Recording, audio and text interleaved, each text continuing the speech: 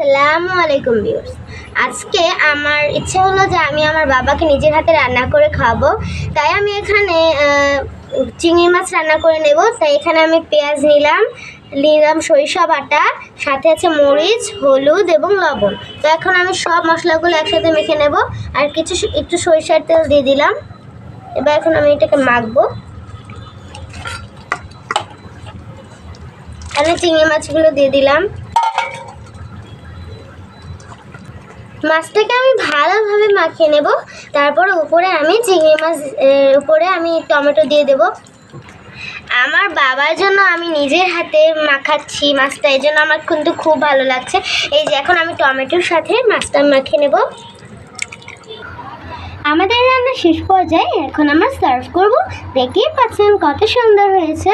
তো রান্নাটা কেমন হলো সবাই জানাবেন। আজকে এই পর্যন্তই। সবাই ভালো থাকবেন। আসসালামু আলাইকুম।